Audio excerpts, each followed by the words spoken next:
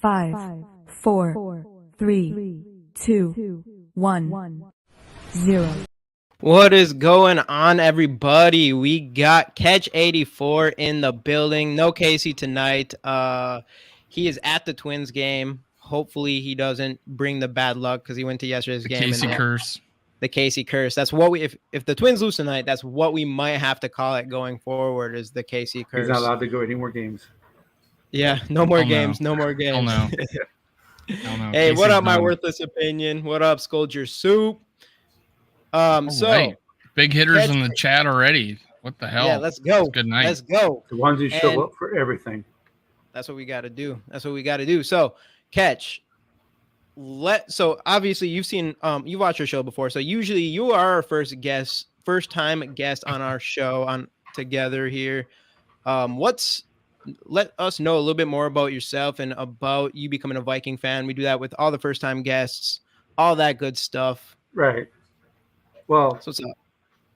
I've never actually Back in Vietnam. I've never actually I was a lived in- USO. Yeah. I've never actually lived in Minnesota a day in my life. Where are you from? My mom and my dad. No, I'm just kidding. I'm actually was born and raised in. I was actually born in West Palm Beach. Oh, okay. Wow. Born and raised in South Florida. My parents are from up north, but my dad was watching a game when I was like 4 or 5, and the Vikings were playing, and their helmet with a horn on it. So I've been, and I thought that was the coolest thing ever. So ever since then, I've been a Vikings fan. I've actually adopted all the Minnesota sports teams except for one. So Which one? T-Wolves. T-Wolves. Come on, they're on the climb, the incline right now. Well, because I got. I don't know if y'all can see this or not, but The Wild, the Vikings. so I got the Wild Get the hockey. on the bottom. North, Yeah. the Viking head right here, and then right here is a TC for the Twins. Dude, that's sweet. So And the you're reason why I'm not a Timberwolves fan is because growing up in South Florida, I didn't have the Heat or the Magic either. So the Hawks were my closest basketball team. Of course, they had Dominic Wilkins and all that. So I actually remember. I you don't like the mentioned that before. Yeah, I don't like the T-Wolves because they're bad. Because the Hawks have always been just as bad. So it's not Yeah. because they've been bad thing. Like I grew up a Bulls fan until Jordan left, and then I adopted the Timberwolves. The Timberwolves was like, all right, I guess I'll pick the Timberwolves. And No, that's interesting. So Tony Gwynn's actually my favorite baseball player of all time. So I'm also kind of like a Padres fan. But Twins are my team. So I mean, that's kind of interesting because I've obviously our whole group in general of like podcasters and stuff. Yeah. Barely anybody's actually from Minnesota, but generally it's just the Vikings. So it's interesting that from not being from Minnesota, from being from Florida, you jumped on the Vikings, but then you also bled into the other Minnesota sports team. Well, before the Wild had a team, I was kind of North Stars. I was kind of after the North Stars left, I was going to go cheer for the Stars because they left Minnesota. So I was like whoever. I just followed players.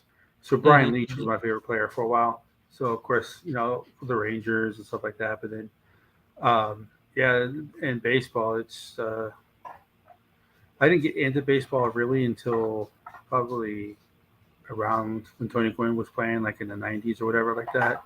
And then I just started adopting all the Minnesota teams as my teams, So yeah, nice. But I made the decision with the basketball team. I should have picked the Heat because at least I'd have some winning. But yeah, I know. Yeah, I know. Yeah, the Hawks. I don't know if we talked about this, but where do you live right now? Right now, I'm in San Antonio. Okay, all right. But my whole family, my dad, lives in Jupiter. Well, if you come visit, man, let me know. Yeah, we're probably moving back down to Florida too. So that's even better. Bradenton area. Yep. So my wife doesn't like over. Bradenton, that's too far away. My wife doesn't like the South Florida.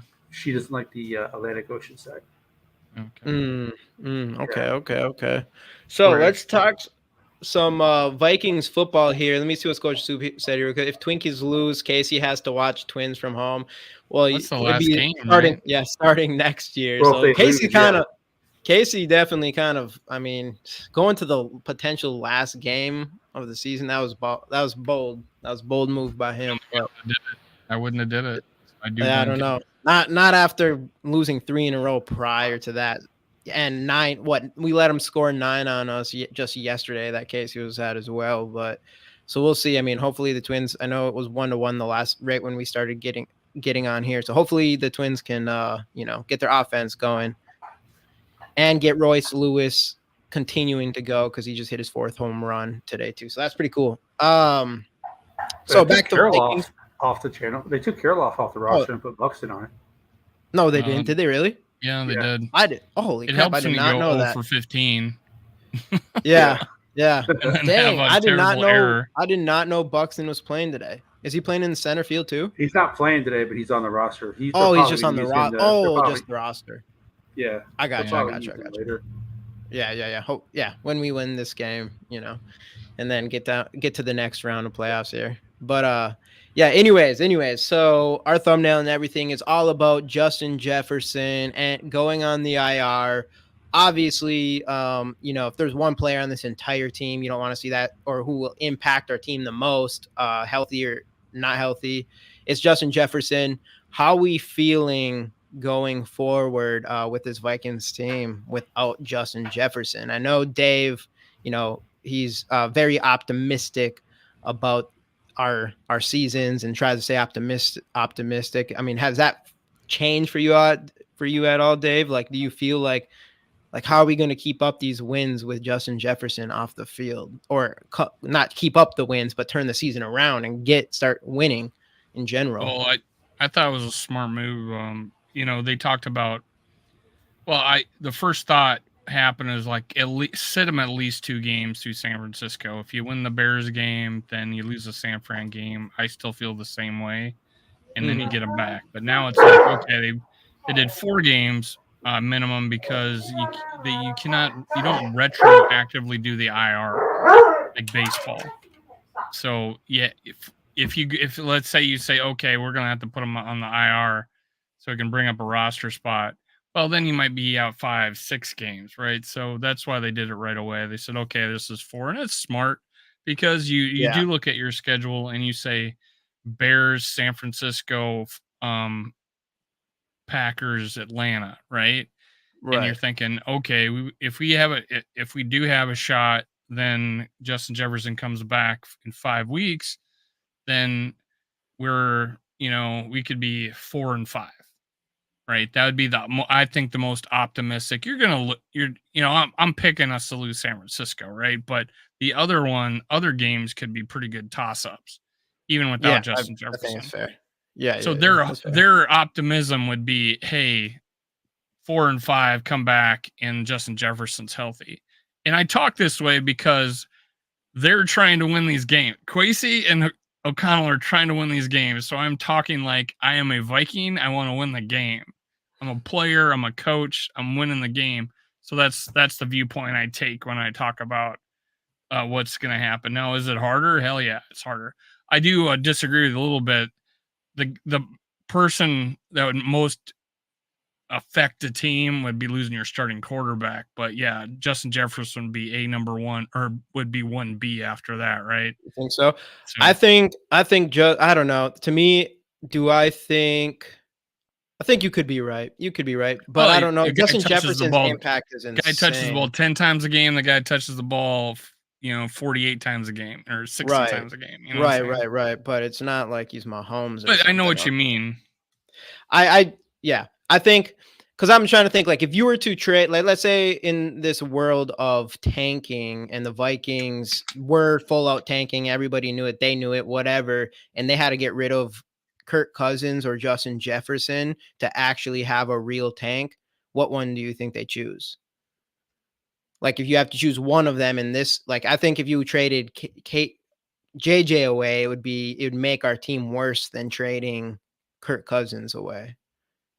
Unless, I mean, with Nick Mullins' injury, maybe not, because I don't know if he could come. Like, Jaron, we would rely on Jaron Hall, I guess, but I don't know. So, yeah, if we had right now Bryce Young What up, as their Sodet? starting quarterback, right? Yeah. Right. Losing Justin Jefferson would be a bigger deal than losing your starting quarterback because you basically got the same dudes backing them up. We're talking about the drop off to the next player. You know what I'm saying? It's like Justin Jefferson, what hurts is Jordan Addison's limited practice with an ankle injury. So right. I think he's going to be okay, hopefully, because I know. Yeah. And actually, we'll go back to Addison. Catch, what is your take on this? How do you feel about the season going forward with Justin Jefferson? I think it's the same whether he's hurt or not. You think it's the same? Yeah, they're not very good. Okay. So do you think we're at a spot where we should look more towards the future than trying to do what we can to win games? You always try to win just because that's what you do.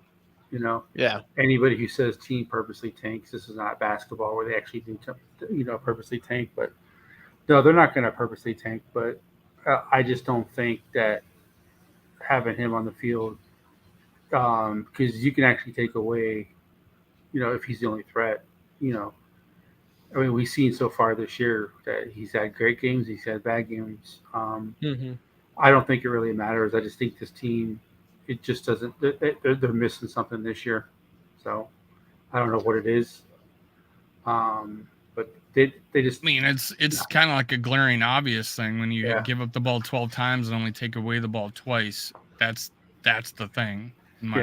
That's a big thing. That's a big thing. But it does seem like it could be a little bit more than that, as far as not really. And I say the conservative thing a million times, but it's like we just are never up.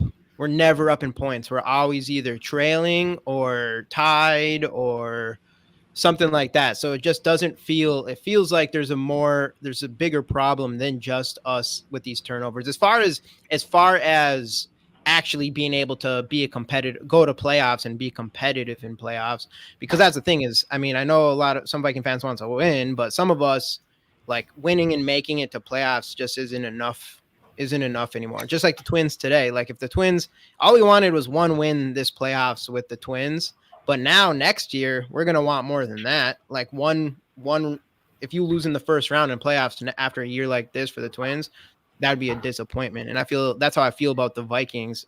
And especially when you probably should be looking towards the future a little bit. I think it's too early to look to the future completely. I do think we have to get past the Chicago game and the 49ers game. But if we ended up losing to Chicago this weekend, and then assuming that we probably will lose to 49ers, especially if we lost to the Chicago Bears, you got to think at that point, I don't think no team's going to straight up tank, but you got to look at that point to, like, do you start to sell some of your players? And you do that's a looking towards a future move. That's a move that a lot of teams do in the NFL, and nobody says anything negative about those teams that do that.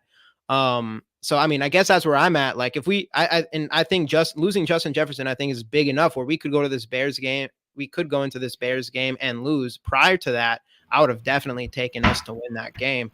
So I don't know. I'm kind of like, all right, the Vikings aren't completely out of it yet, but losing Justin Jefferson hit pretty hard. And if you lose to the Chicago game, then I think I personally don't want this season to end with 8 wins.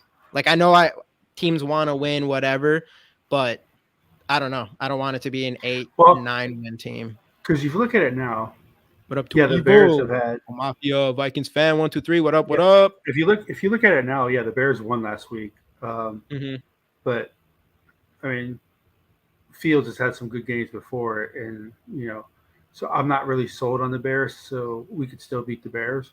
But yeah, I still think we could. 49ers, they look like they're the best team in the NFL right now. And then the Saints are looking good as well.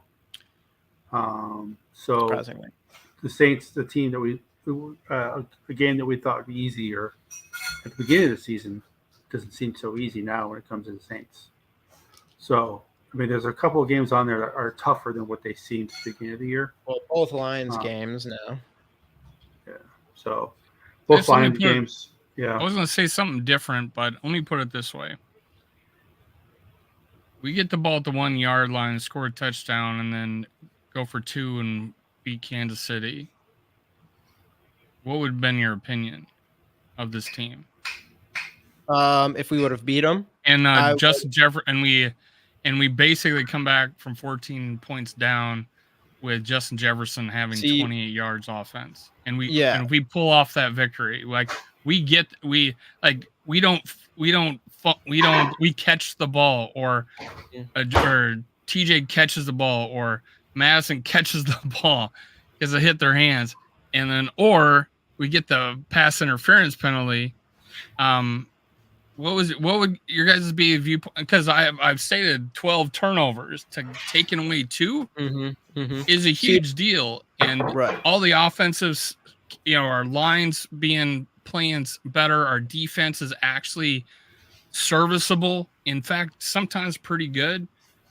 I just don't, we're one play away from us beating the Super Bowl champions. It's like, I don't. Well, now if you can say it's a bad team, right? But the glaring obvious thing about it would be that the turnovers. I don't think. I wouldn't say. I don't think they were a good 13 and 14 last year, though. Yeah, I think that's fair, and I also don't think they're a bad team. I don't think they're a trash team. I do think losing Justin Jefferson definitely makes them not as nearly as good. Oh yeah, definitely, obviously. So now I don't look at them as like, I think like talent wise, specifically with JJ on that team, I think the talent is there. Obviously, we are coming back in these games, though I do find it concerning that we always have to come back, whether it's against Carolina, whether it's against Kansas City, whether it's against Philly, whether it's against Tampa Bay. Every single one of these games, we always have to make a comeback, and then we barely lose them. But we can say that's one thing. Like, and then the same thing as last year, we just won them. It was the exact same thing last year. Exactly. So there's something. I do not compare this defense at all to last year's defense. No, but the way we're playing is the way we're playing is the same as far as the way the game's flowing. The only difference is we're losing these instead of winning them, and that's not good enough for me. But we were third least turnovers last year, and we're the 32nd leading turnover team. That's just absolute. Our defense is playing better than last year. Our offensive line is playing better than last year. We got a Jordan Addison as a second receiver. He's looking great. Now we've got Justin Jefferson hurt. I just think the glaring thing is that the difference between last year and this year is 12 turnovers. I don't even think we got even 20 last year, right? And here we got 12 we had 11. It is a big deal. Into the season. It's KOC's second year. It is a big deal. I think the book's out on him as well. One thing real quick, everybody in here, another Justin Jefferson giveaway. Get those hashtag Skols in the comments. Subscribe to the channels. Like the video if you haven't already. Catch, you just make content with Yogi's channel right now, right? I'm starting my channel. You're starting your channel? You're going to start one? Yeah. All right. Yeah, we'll get you on here again when you start one. But for now, everybody in here, go and subscribe to Purple Rain 247. If you haven't already. And then, of course, us, GG Sports Podcast, and Dave, Minnesota Sports Talk. Get those hashtag Skols in the comments. I actually have to bring that giveaway up. But no, so back to all these questions, whatever. That's the thing, though. It's like, I would say the same thing, and you assume, and I've said it a million times too, that we're not going to keep turning the ball over. What teams turns the ball over this rate for the entire season, whatever, which is fair. And I've said that, I was saying that after week 2, and we continue to do it, and it does shoot ourselves in the foot. My problem is that even it always has to come to the end of the game. It just seems like it's not just simply because it's turnovers, because it was the same thing as last year too. We just ended up coming back in a lot of those games and winning. We're not destroying teams, whether they're good or bad. The talent is there. Kirk Cousins and everybody there is good enough to beat some of these teams. Now without Justin Jefferson, it is fair to be questioned about that, but it's a game flow. I don't know, it's conservative play calling, conservative by Kirk Cousins, conservative in general. It has to be, because why does it take for us to be down? Like even this last game, we weren't moving the ball much at all, other than I think there's one time during the first quarter, but as soon as we were down by 14 points, all of a sudden we go down there and throw the ball like it's nothing. We were Like leading almost the defense isn't even 13-10. there. We were 13. we were ahead 13-10 in the first half. Let me see something real quick. But all these goes also the second, and it seems like there's lulls in every game with the offense. You know that, right? We were 13-10. We came back. We gave up a touchdown. We actually came back and we're up 13-10. And then they had that long pass. They had that long toe tapping first down that was we challenged and lost. Double dipped. So and then they got the field goal and then they came out and scored a touchdown. And I think that wasn't that the drive that they had a 4th and 18, or was that the next drive or 3rd and 18? One of those two drives they had 3rd and 18. So we actually, I give us a lot of credit. I didn't mean for the scoring wise. I meant from like as far as like getting down the field on them wise, like yardage wise, like pressing them wise. Well, you can say the same thing about Kansas City. They barely had more yards than us, you know, and he had more turnover worthy plays than we did. We just didn't jump. We jumped too early, or Blackman drops one. Now we actually go back and score a touchdown after Blackman dropped one. But yeah, I mean, if Madison catches that pass, though, that pass interference non-call doesn't really matter. What's that? I said if Madison catches that pass, right? He had blockers in front of him. I don't feel like he gets in. I feel like he at least gets the first down, but I can't guarantee a touchdown. But when I watched it back, he had 3 guys in front of him. There was only one Chief there. There was at least 2. I mean, I saw 2. There was at least 2. But I mean, if you can't make one guy miss when you have 3 blockers in front of you, you know. Well, yeah, I mean, you have to be able. So, but I mean, if he still catches it, that play doesn't happen though. And we're not, you know. Probably not. Yeah, because we'd be closer and we would have a first down and not just the fumbles. I mean, how many times has KJ or TJ been hitting the hands and they just drop it? Way too many times. But the questions overall though, it's like how good do you think we actually can be? Like, do you think it's enough to make a playoff run potentially? Like, if we turn this season around at this point, it's pretty easy to say that we won't, right? Because we're 1-4. So right. But are you worried about getting does it worry you at all about getting like some decent draft pick to go get a quarterback? I've never worried about the draft pick until after the season. Not even no matter what. Because I've never worried about it. But that's just me. Call me crazy, but I'm hoping to beat the Bears the week 18. You know, in previous seasons, I want us to win. Now, I was saying play some of the younger guys because I want to see what they got. But I'm never worried about a draft pick because they talk about, we're not going to get a decent draft pick. Where was Justin Jefferson drafted at? Where was Darisaw drafted at? Where was Jordan Addison drafted at? Those were this one will be picks. They were just in the 20s. Different because we want to go for one of these top quarterbacks.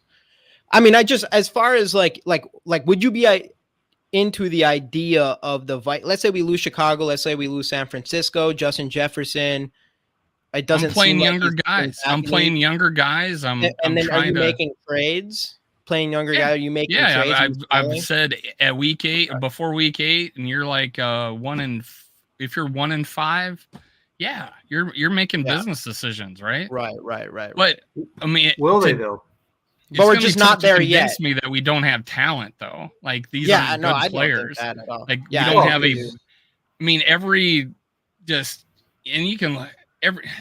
just the eye test. We have a good offense. Our defense is better. Our offensive line is finally playing decent. And even though they make some bonehead things, like how did Chris Jones just beat Cleveland and Cleveland not even touch him? And Kirk gets sacked within like a second and a half. You know, how does that happen? But overall, though, he's had time to throw. And I just gonna go back to the turnovers. And you say, well, you know, the turnovers won't keep happening, will they?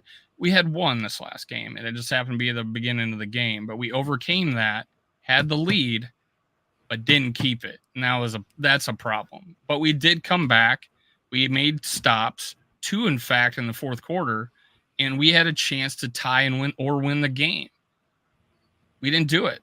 No, it's unfortunate, but it was against the Super Bowl champions that everybody. Right, but we also did everybody in our Philly. group was saying we're going to get killed.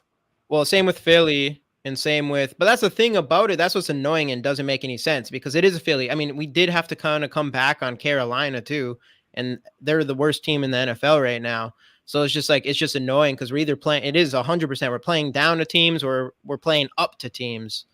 But this year we just end up losing obviously most of them besides one. So that's the thing about it. How does that happen? Well, you brought up the point, like our fans aren't going to be happy if we just go to the playoffs and play one game and out. Well, if you think this team's bad, well, I won't be happy, yeah, if you think this team's bad, we're going to be missing some players next year, and we're not going to be having a veteran quarterback. We're going to be a rookie quarterback. Aaron Rodgers, even after 3 years of sitting, won 6 games his first year of starting. So yeah, I don't think any fans are thinking that when you're making these decisions, you're gonna come and just be a Super Bowl team the next year. It's more of like we're we even become a playoff team next year. You know, I doubt we might be a playoff team, or we could still be. I mean, even with the motive, I do think we have the talent. I do think we have the talent. Like our offense of talent is, even if a rookie quarterback comes in, it should be good enough for a rookie quarterback to do something with. I mean, is Justin Jefferson, Addison, TJ Hawkinson, who needs to learn to catch, obviously, and then hopefully, our offensive line just gets better and better as some of these players get older. And then, so I mean, there is going to be, I think there is a chance that we could get a rookie quarterback, especially if it was like Caleb Williams or something, pipe dream. But if that was to happen, Caleb Williams is the type of quarterback that could come in, and you still could be competitive potentially. But I mean, I spent 2 shows, the last 2 shows I did, I talked about who and what we could get and what, and what the situation was, who could we trade. I talked about that in nauseum. And, you're talking about trading to, not specifically you, but we're talking about trading to Danielle Hunter. We're talking about trading Harrison Smith. We're talking about Cleveland. We're talking about Kirk Cousins. We're talking about all these guys that we're going to ship off to get draft picks. 2025 is when we have the free agent money. Not 2024 is going to be 40-50 million trying to just scrape together a roster because we have so many free agents. So it was this year, right? I felt it was this year was our last run at it with Kirk. And we brought in the right guy on defense. I feel like we have. Will he get a head coaching job with a 5-12 team? No, maybe not. And we may have our defensive coordinator again for another year. I don't know. Yeah, you kind of hope so because we see that. I do hope so, the future there. I think Yeah. Oh yeah, he's nice. He's nice. I think Flipper's been big. Yeah. What's up, Catch? I just think that if they say that we're going to rebuild, then that's different. I think people are willing to have a couple of bad seasons to make sure that we have those good seasons. Mm-hmm. And Vikings history puts up a point. We have a ton of room. Right. How much does $40 million get you? Well, and with all the free agents that we have. But what I'm saying, if they want to get rid of everybody, next year they draft a quarterback, and we're crappy next year because we're not going to have any cap space. It's all going to be young players. That's perfectly fine. And then next year, spend the money on the free agents, and then still have a good draft pick as well. I think a lot of Vikings fans are willing to do that so that we can actually have a young foundation and actually see how it works. In that cap room that we have, that doesn't include a Danielle Hunter. That doesn't include a Harrison Smith. Or Cousins. They're not under contract next year. Right, so but they have dead cap space. Has to fill this entire roster. And that's why 2025 with the 100, I think it's right now it shows 160 million because we did a TJ Hawkinson, we did a couple other guys. So we gotta do JJ. 2025 is where we're out of the doldrums of cap problems. Right. But next year, and we just used our last wild card in and Brian O'Neill. You know, Mhm. he reworked his contract again. Yeah. Yeah. So that's the thing. I mean, that's what I'd say is like, obviously anybody who's asking to get the quarterback of the future and wants a draft pick or whatever, it would be, you are leaning towards the rebuild compared to competitive rebuild. I was just going to talk about him real quick. Trade Quezzy to NASA so they can shoot him into the sun. Damn, Too Evil coming on strong. That's the thing too, is with Quezzy. I mean, that's what it's something he mentioned again recently was that, you know, they're sticking with the competitive.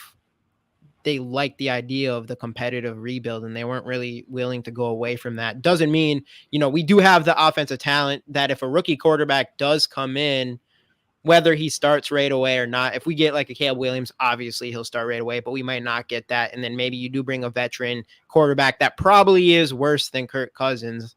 The good thing, though, what you're honest saying with is it. our offense is still pretty well intact. Yeah, except that for quarterback. the foreseeable future, especially Yeah, if we re-sign Justin Jefferson. You got to make that a priority. So we can also see what we have in Jaron Hall this year as well. If it goes off, if the season goes off the rails. And obviously, if that was the case, we'd have to, like, it'd be hard to see. How many rails do we have that we're not off all of them yet? Well, because they're still, I mean, they could still beat the Bears, lose to the 49ers, and then beat the Packers the next game. They could still. Hey, do let me that, give them then this is for Too Evil. Cash, homie. Yeah, let's go, Too Evil. Sarah in the house. So, what's up? The season is still, quote unquote, not over yet. They win next week. They win Sunday. They beat the Bears. They'll probably lose to the 49ers, and then they win the week after that, and the week after that. They're sitting at 3-5. No one's going to say the season's over at 3-5. Yeah, the hard part is just knowing, even if we obviously, because if we beat Chicago, it's going to be like beating Carolina. It's not going to be like everybody's going to just be like, hey, we're turning the season around or anything like that, especially with JJ. Like JJ being on IR was kind of like the hit where you're just like, oh, okay, like, you know, now we might actually could lose to the Bears or something. Like it kind of deflated any sort of hopes. It's not over yet, but the idea of like, even if we start playing really well, it just sucks because you just know JJ is not there. So it's like you're gonna probably lose some games that you would have won if you had JJ now.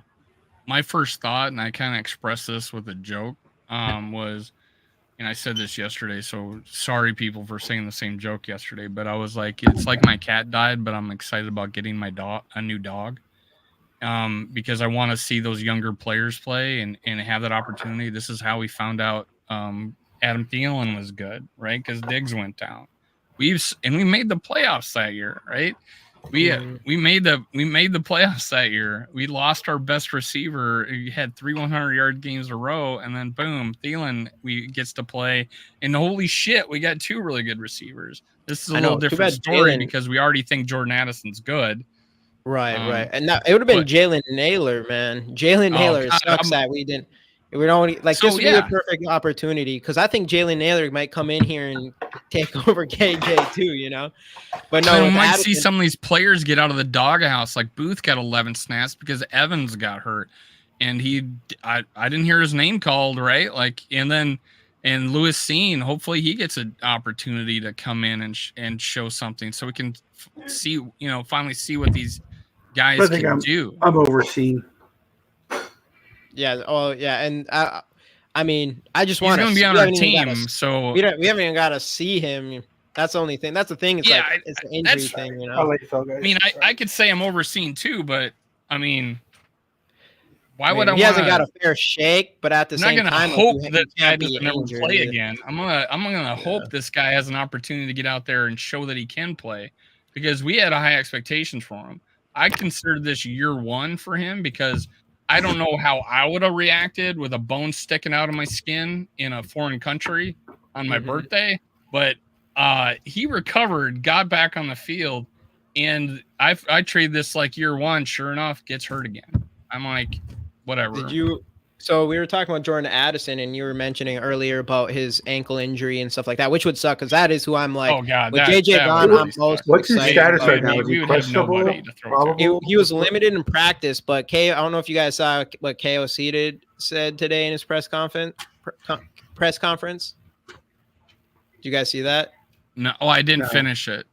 Here, I'm gonna do this. I'll show you guys this one. I clipped the part because I had like a little argument about whether or not Jaron Hall is our number 2 quarterback because someone thought Sean Mannion was going to step in and be our backup. I'm like, no, it's Jaron Hall. It has to be. If we knew the Mannion thing.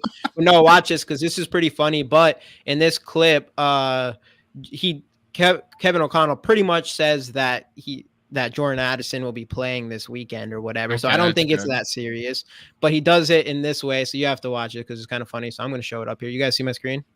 Yeah. It's Shooty was one of the favorite players I evaluated in the draft and couldn't have been more excited when Kwesi pulled the card. And since then, it's just been, it's been positive after positive, outside of driving a little fast one time. So, I think I did hear about that. Is we hit the gas with Jordan this weekend. Everybody. No pun intended. No pun intended. No pun intended. Shooty.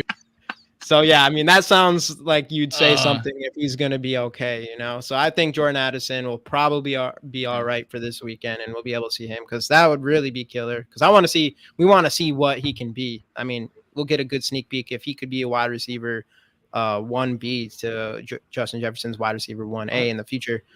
Because obviously KJ's playing for his life right now, right? He's playing for his life. We'll see what kind of character these players have, and that's what I was talking about.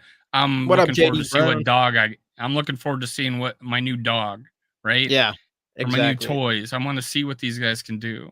Right. What injury does Naylor have? I don't remember what it is. It's some sort of leg thing, isn't it? Or a hip thing or back thing? I don't remember.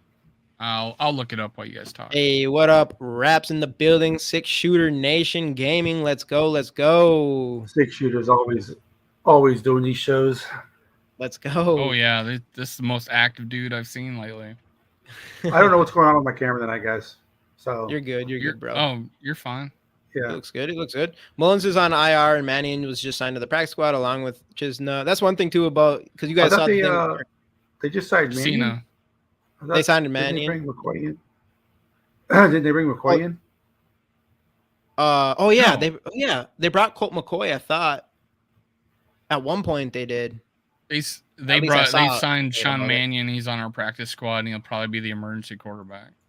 Why? Yeah, I forgot there was. So maybe Colt McCoy visited. I don't know. Well, here's what I'm thinking. We're bringing in Colt McCoy for what? To be our starter next year? No, I mean, no. It's only get the guy that knows the playbook. I think that's probably why they did that. But yeah, I'm not a big fan of Sean Mannion. I'm never going to defend Sean Mannion.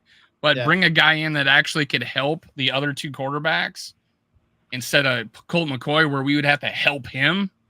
Mm-hmm. When you're 1-4, do you really want that headache? This is my thought process. Do you want to be a head coach worrying about having to get your Colt McCoy up to speed, or would you just like to have this dude? Colt McCoy would have been a burden. Goes down, Jaron Hall should be the one playing. That's what's happening. Yeah. That's what's happening. He was our backup last week. Did you guys know that? Yeah. Yeah. He was our backup. I didn't know. I actually did not know that. Yep. Yeah. In the same Kirk Cousins press doesn't conference. get hurt. Kirk Cousins doesn't get hurt, so he doesn't get hurt. Though, you don't really think about who's backing him up. But that's one thing with all these guys coming in. That's what people are saying. Obviously, all the trading Kirk Cousins rumors is crazy. Just because it'd be so hard for him to actually get traded, even if it was the right move because we're losing. But Did man, you hear what he said when he got asked if he eliminated? He was just irritated. He was like irritated. Yeah, he was kind of like, what did he say? I'm just worried about this game. I think he answered pretty good. All that is irrelevant to me. I'm worried about being. But I could see how you'd be. I could see how you'd like. You don't want to answer those kind of questions. I mean, obviously, it's a real thing, but yeah. But I don't see it happening. I don't think there's a way that like I was talking to Casey on Monday, like the only way I think there's any chance that Kirk Cousins would agree to get traded somewhere is if Brock Purdy went down in San Francisco, came calling or something like that. You don't think he'd go to Atlanta? That's where his wife's from. I've said Atlanta. I don't because they're bad. I think they're bad. I think Atlanta's, even though they're what, 2, are they 3-2 or 2-2? They're 3-2. 3-2. I think they're definitely the worst 3-2 team out there. Here's my question: But So maybe I don't know. supposedly Kirk Cousins is an awful quarterback, right? He can't do this, he can't do that. But every time a quarterback gets hurt from another team, they always say they should trade for Kirk Cousins. Mm-hmm. The Jets should trade for Kirk Cousins. You know, when 49ers were having their issues at quarterback last year, they should trade for Kirk Cousins. Mm-hmm. If he's such a bad quarterback, why do all these teams? He's not. It's because he's not a bad quarterback. The thing is he's not a bad quarterback. Yeah, he's not a bad quarterback. And there's teams out there, especially teams that think that, like, hey, we have everything. If you surround Kirk with everything he needs, he can put you over the edge. Because to me, he's like an above average management quarterback. The thing I have a problem with him sometimes is there's just moments in games where he doesn't step up to me in big stages, whatever. We can argue about that all day long, every day. I mean, we've all done it and heard it a million times. But that's the thing is I don't think other teams really get that side of Kirk Cousins, because I definitely didn't. And all the Washington fans were saying that about him prior to coming here. And I mean, obviously, Washington I know want to keep him. They just didn't want to wait for him. They had to make a decision and get a quarterback. They didn't want him enough. Because they wanted him enough to franchise him.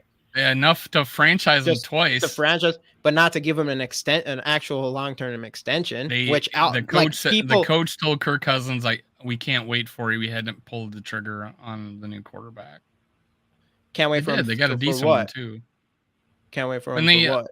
When Kirk was in free agency, I mean, I don't know if you watched the videos. You do not let situation. I don't think you let a quarterback. I mean, every single other quarterback that's for sure that franchise for a team, they're going to get extended. Like, if you have any questions at all, like, there's no way you're just going to franchise a player over and over again. You're going to do whatever you can to make that work. And I do. So I don't know. I'm not saying they probably were interested in Kirk, but I don't think they were 100% sure. It's like, this guy is for sure our future at quarterback. That's how I took it anyways. But anyways, I mean, besides that, that's why I think, like, he is good. And I do think it is possible if he was on this, if he was on the San Francisco, they would probably be instantly the favorite, even over Brock Purdy. I don't know, even though Brock Purdy is looking really good, but I could see some people thinking if Kirk went there, there's people think like, well, he's like that veteran quarterback or whatever. I don't know. There's obviously this little battle between people who think Kirk Cousins has enough, and then there's people who doesn't. But I do think he is a good quarterback and an above average quarterback. And that's why I think, a lot of other teams, if one of their quarterbacks go down, I do think actually going and grabbing Kirk Cousins would probably be a good decision by them. So, because I don't know who else you'd get. I've only really said this off air, but I'm going to say it on air. That on Twitter, I was never very active. I just watched, but over the years, I just built up, followers but I have like 6,500 followers, but I follow 6,200 Viking and Twins fans, Minnesota sports fans. Right. And it is overwhelmingly positive towards Kirk Cousins. Yeah, but I don't know, man, because I've seen. I'm just letting you guys. When you see the media guys, like all these other guys, you see them like 20, 30,000 followers. How many people do they follow? About 100, 200 at most times. And they're not actually following fans. They're following other sports writers. So there is a huge bubble of people trashing on Kirk Cousins when the fans choose 75% that he can be a Super Bowl quarterback. See, I don't know, man, because from my experience looking around, and I don't try to. But how many people are you following though? I don't know.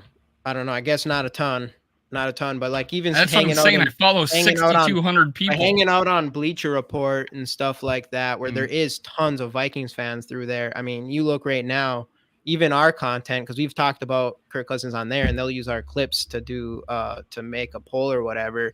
And a lot of them, I would say, it's usually. Do you come on the internet to praise your team? Do you come on the internet to praise your team? The biggest day. That's The fair. I mean, I biggest mostly day- see it. I can't say for sure that I feel like I see the right people, but majority, when I see a lot of these, other than the ones that you send over, I see a lot of people who are definitely more down on Kirk Cousins. But then I see some that are pretty in the middle, and then I mean, there's people. I don't know. I feel like it's really in the middle. Yeah, I mean, overall. I don't hate Cousins. I don't. I don't think know where he's at. you know, I know where he's at. I- He's a top, probably between, I would say between 12 and 16, somewhere in there in the NFL, which is, I mean, you're still a top, you know. I ask you this, I hear that a lot. He's 12 to 15, but every year, where does he actually rank? He was 9 2 years in a row, and then last year he was 5 and 4 in touchdowns and yards. But I keep hearing this he's 12 and 16, but he's never been ranked in 12 to 16. But what I go by is 12 to 16 is if I was going to start a franchise right now, what quarterbacks would I take before him? That's how I rank it. Like last year, I asked who had a better season, Russell Wilson, Tom Brady, and I threw out another Aaron Rodgers, and 95% of the people, and there's probably 400 or 500 people who voted, said Kirk Cousins had a better season. You do not have to have be an all-time great to have a great season. You know what I'm saying? You don't have to have an all-time. Yeah, if your stipulation, right, is that, hey, who would I start a franchise with? I'm not going to choose a 36-year-old quarterback. I'm going to probably go Herbert, right? I'm probably going to go even if Burrow. Anytime Kirk's career. I actually like Herbert better than Burrow now. It's just I was kind of against pretty iffy on Herbert. Yeah. I really like Herbert now. Yeah. See, I told you Herbert's good. Herbert's good. I did rank him ahead of Kirk. I did. I ranked him fifth. I ranked Herbert fifth. It just is what it is. I mean, obviously, it's so funny because we can talk about the Kirk Cousins things all the time. We know all each other's opinions, whatever. It is what it is. Well, I just thought it was funny that the media trashes Kirk Cousins, but anytime a quarterback gets hurt, they always say trade for Kirk Cousins. Yeah, that is. Did they not hear themselves talk? Isn't it odd? Yeah, I know. It's like people yesterday was like trade Kirk for a first round pick. Oh, he's worth the first round pick now. Okay, yeah. I'm like, all right. I'm like, please. He's an AFC. That's the only point I was trying to make. He is AFC Herbert. So if Addison is hurt, I don't think so. I think Herbert's better than Herbert Mateo. is a big dude and hard to bring down, and I love that. That's what what's his name for the Steelers was for your Roethlisberger. He's hard to bring down. Rottenberger. And Herbert kind of shows that. Now, Roethlisberger had the craziest ass gigantic hands where he could pump fake like a mother like 90 times in every play, and he would actually pump fake people open while he's being two guys are dragging on him. Yeah, that's a pretty cool quarterback to have. Obviously, Kirk Cousins does not have that ability. So yeah, I mean, there's limitations. Yeah. But other than that, because I mean, I wanted to touch on Kirk a little bit because he did have, they did ask him the trade thing, but overall, and he wasn't the reason they lost Sunday. No, and he hasn't been the reason. He's not the reason why they're losing this year. Whatever. Obviously, it is turnovers for sure is the number one thing, but also there's something to do with. It's more than just the turnovers because there shouldn't be 2 years in a row where every game comes down to less than a touchdown. There just seems it's giving up a franchise record 400 yards a game, 11 if you count the Giants game. Yeah. So I don't know. There's stuff, and even this year, even though our defense is better this year, because I think they are top 20, and we've played some tough teams. So they are better. We've kind of eliminated. We're bad in the red zone now, right? It's like I think we're kind of getting through that. Yeah, I agree. So away from Kirk Cousins, so obviously let's talk more about, I guess, this game in general. Obviously, I think I am on the boat as if we were to lose the Chicago game. I do think you probably look more towards selling and looking towards the future if that happens, because I just think you go into 49ers not expecting to win that one, but it's still there. I mean, if we still win the Chicago game, and if we can beat up on Chicago, that's another thing, is we just have not really beat up on a team since the first week of last year against the Packers, and we're still kind of waiting for that to happen. And maybe that could still happen without Justin Jefferson, even though I don't know, it's still a buzzkill and a half. regardless, but there still is a chance, and I do think this is we say it every single week because we have to, but this would be like a must-win game for the Vikings to beat them. But at the same time, that's another thing too is, now I starting to like feel like I should look somewhat towards the future.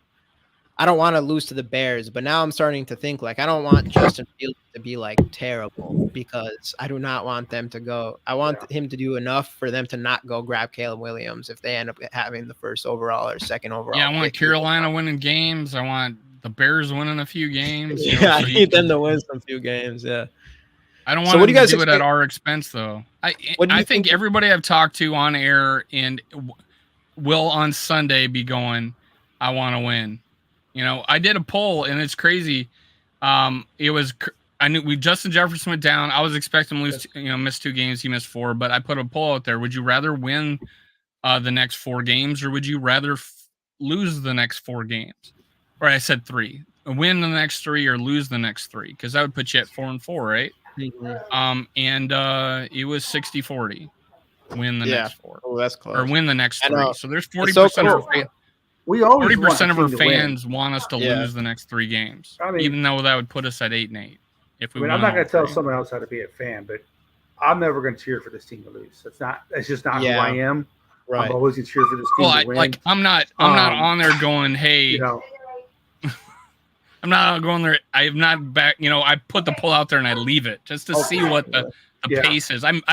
Polls are a lot better when you give them the hard choice. If you give them 4 choices, it's like peanut butter spread. But if you're like, hey, which do I feel about this? Yeah. And when Justin Jefferson went down, I chose the when he came out of the IR and he's going to miss 4 games. I said, hey, he's going to miss 4 games. IR. What's your first thought? And I put, great, let's tank. Or I said, damn, I hope he gets back soon. It was like 55-45. So there's 45% said, great, let's tank. Their first thought is great, he's out 4 games. That's a little, come on. No, I wasn't. No. I'd be happy that you lost Justin Jefferson. That's no, the main thing, because I can see, like, obviously, like, if you really want to tank, whatever, I don't know. We're in a weird spot in this season being 1-4. But the thing with the Justin Jefferson injury for me is he was just on pace for just an incredible season, even if the record wasn't good. And it kind of does suck knowing, like, man, he could have. That would have been something we could have rooted for, right? Yeah, that would have been something we could have rooted for. Right. So that part is kind of a buzzkill too, and that's why I just, like I said, like, once that came out and he was on the IR for 4 weeks, it was kind of just like, damn, like. Yeah. Like, I don't even know. Like, obviously, just like Ketch said, I'm going to go in every game, like, wanting to win, but I don't think I'm going to be as disappointed in loses. I put it this way. It's hard. I put it this way 100% of the time. I will accept the results as what they are now. But I'm wanting us to win. But I will accept the results. Right. Like, if we lose that last game and we jump up 3 draft points, I'm like, all right, I'll accept those results. I'm happy with the result that we're going to have this, but I wanted us to win. I can, both things can be true. But to be in the game going, God, don't get that first down. Don't get that touchdown. I could never do that. I could never do that. There are some people out there who do that. Yeah, usually some people in this chat. Last week when the Chiefs took the lead, usually I would get mad. I would throw like a stuffed animal or something. Yeah, last week I'm like, yeah, it's supposed to. Yeah, especially when you see the game start with a turnover. After that, dude, I was in our IM chat with the group, and I was going, get this touchdown and get a stop. And Justin's like, you mean 2 stops? I'm like, no, 1 stop right now because that's what I need. So we can get the ball back to have another touchdown. Yeah. I'll worry about the second stop later. Mm-hmm. The big difference in that game last week was the third quarter.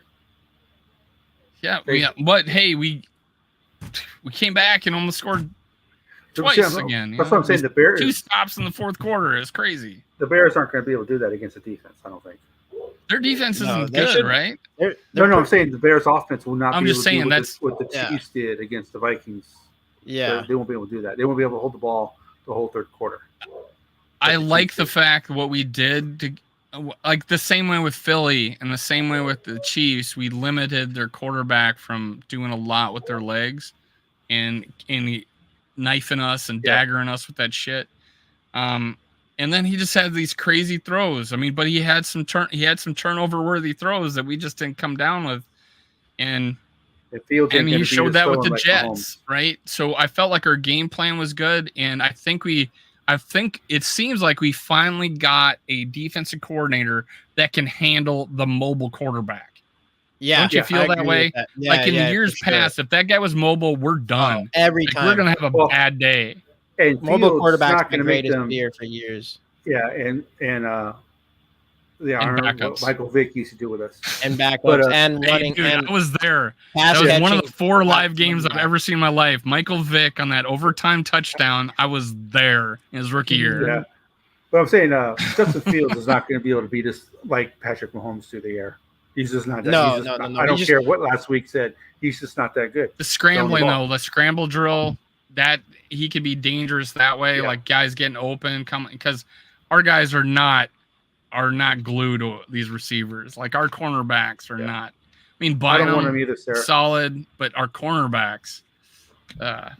Hey, what do you guys think of Murphy? He's an He average got dude, punked right? last week, man. Yeah, I don't think He he's got punked.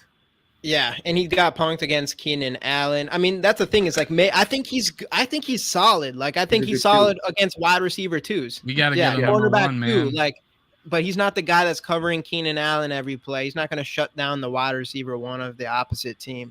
That's what I've gotten from it. Like, I like him on this team, and I felt like this before the season even started. I mean, obviously we knew the cornerbacks were going to be a hole, but it didn't feel like we had like a true cornerback one. We had Murphy that we were hoping to be a cornerback one, and then a bunch of unproven guys and Evans and Blackman. I felt like Blackman has the potential.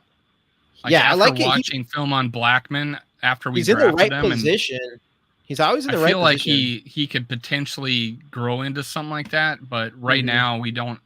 And like, put him out there. Evans isn't setting the world on fire. You know, you got your veteran. You're going to play your veteran Murphy, but hey, Evans is not setting the world on fire. Booth got in there, did all right. From what I guess, I would have to go back. This is the one game I haven't gone back and watched every play. You know, this is one game so far, but yeah. Start showing me some younger guys get their work because we're going to need them. We got to find a guy that we're willing to keep. If we don't have that guy, then we need to know that, and then we need to be able to go get him in free agency or in the draft next year. So show. Yeah, that's a good point. I mean, tryouts. I'm like, treat these games as freaking tryouts right now, and show me what we got. Yeah, I feel it. And back to the quarterback thing and being able to stop these mobile quarterbacks is because what we did with Jalen, why can't I think his name? Jalen Hurts. What we did with him was great. We kept him in the pocket completely, and he had to use nothing but his arm. And he's actually a good thrower. He's like Justin Fields, except for Fields is definitely not as good as a passer as Jalen Hurts. So we kept him in the pocket there. But obviously, I think it was because we had some spies on him. We had a lot of players playing back, and eventually we only had like 3 or 4 guys on the line, and they were able to run all over us. We sacrificed the run game for him just to keep him inside the pocket. And it makes sense in that game because you have to worry about Devonta Smith. You got to worry about AJ Brown. You got to worry about Goddard. You got to worry about. We would have been talking about how big of a genius Brian Flores was if we didn't turn the ball over that game. You know what I'm saying? We've been talking about how genius it was. He sacrificed the run.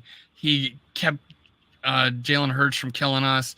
You know, they would not. If we don't turn the ball over, we have longer drives. They don't get that many yards. Like they won't have that much, yardage because we would have been. Yeah. It's so crazy to see a defensive coordinator that game plans. It's just the completely opposite of last year. You just do the same thing every single game, and he does. Brian Flores, like trust the process, Jamie. Come on. Yeah. Trust. I'm gonna let the players call it this game. You're gonna like what you see. Yeah.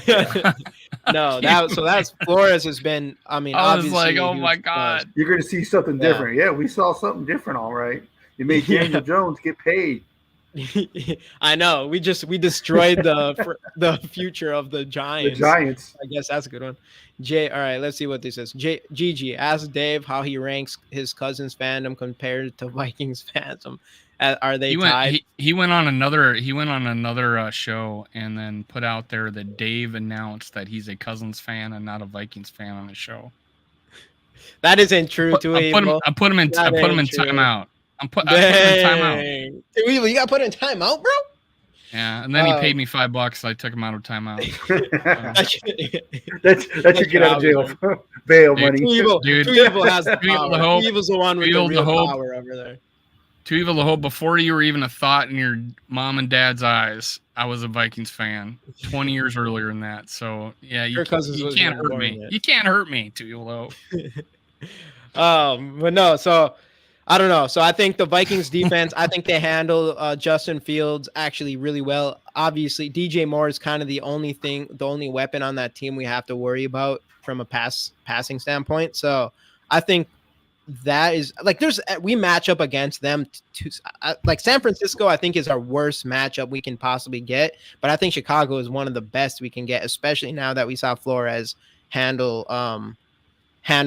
the Eagles and Jalen Hurts. And the Bears don't really have much for running backs either. Their running backs are kind of trash. So I do think if we do let them run a little bit, I don't think we would have to worry about it as much as when we did play the Eagles with DeAndre Swift, because they decided to, of course, use DeAndre Swift like a feature running back for the first time in his career against us. But well, it's because he's, when he's healthy, he's pretty damn good.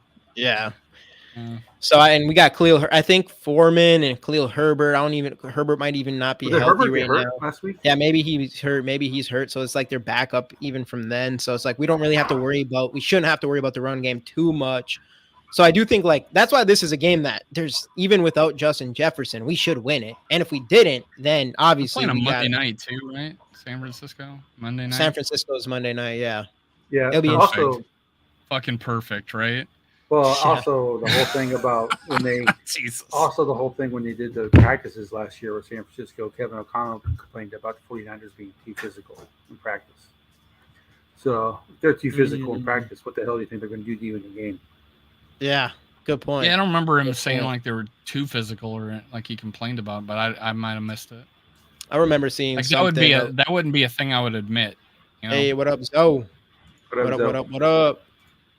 But yeah, so what else in this Chicago's game? Obviously, we want to see Jordan Addison healthy. We want to see a lot of Jordan Addison. If Jordan Addison does not play, do they just use all? Do they go to all? Did they bring Muse off the practice squad and use 4 tight ends? I think they've already brought N'Keal Harry. They brought up two receivers. Jackson. Yep. Tristan Jackson, N'Keal Harry, Brandon Powell, and then our wide receivers will be looking kind of rough at that point. Well, be looking like back these are in good the players, children's days when we had bad players. They're not bad players, but they're not none of them are even a wide receiver too, So it'd be like a bunch of wide receiver threes. I feel comfortable saying. Back when we had Troy Taylor and a bunch of other guys no one knew about. This is still better than like last year or a few years ago. Like 2020 when you got you basically you're not starting Justin Jefferson because of BB Johnson, right? BB Johnson was your number 2. Outside of Justin Jefferson, who are the other receivers? Right there. It's like that was a bad group outside of Thielen and Justin Jefferson. 2020. Right. No, it'll be interesting. Even with, I still think we beat this Bears team, even if Addison didn't play. I think you should still.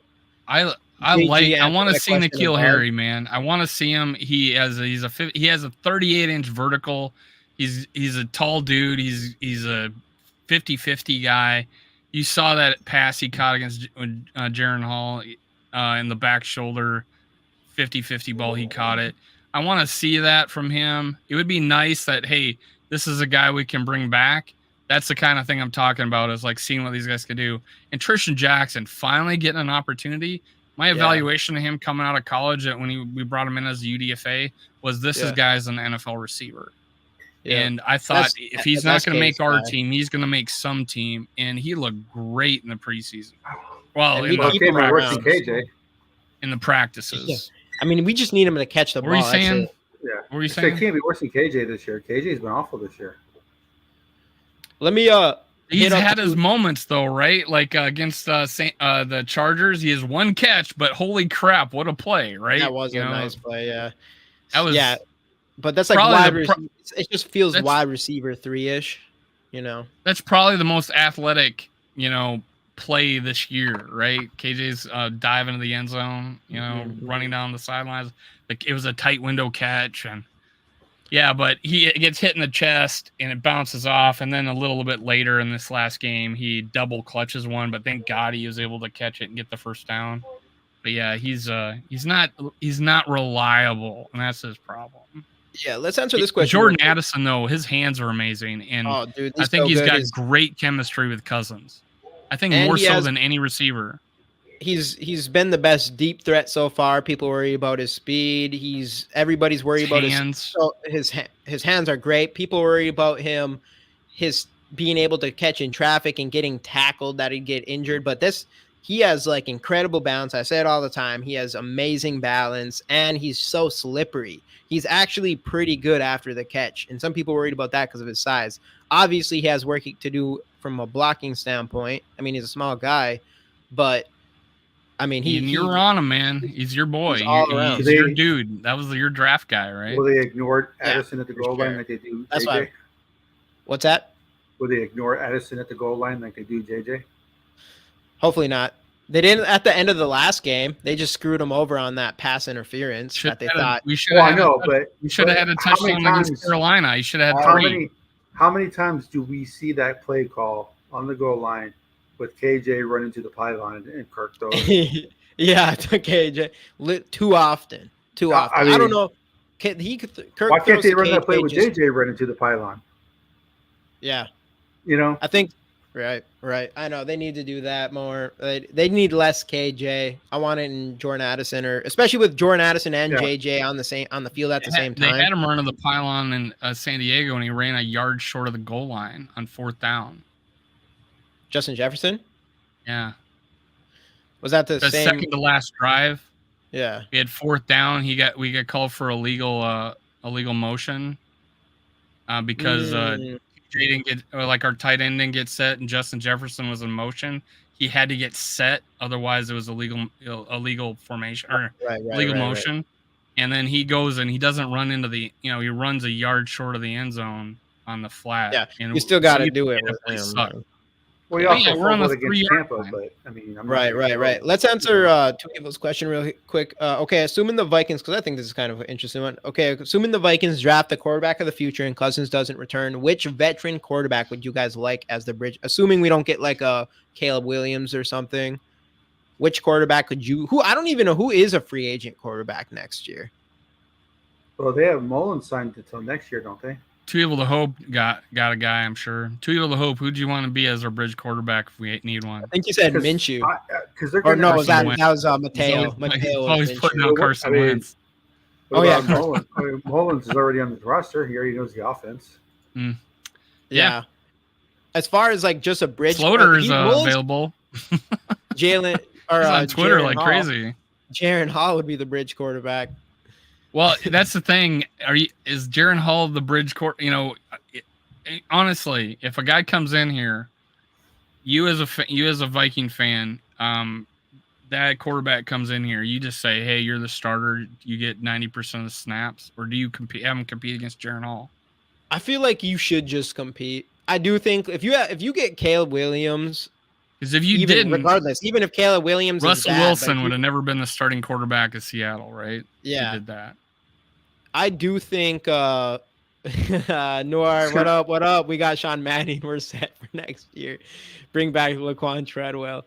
I think no matter what, you make a quarterback a competition. If you bring in a rookie and we still have Hall, I think you should. Even if it is Caleb Williams, I don't think they would.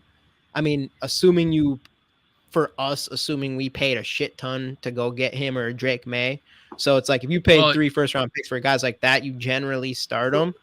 You do it. Here's something you could see.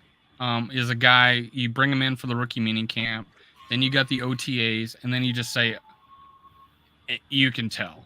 Like there's a player that you just can freaking tell. Right. And then yeah, okay, we're going with him. And then you got to give him you got to make but it if fair. if it's like close, it's like, yeah, you got to go into camp and let him compete. Is it better to I believe so.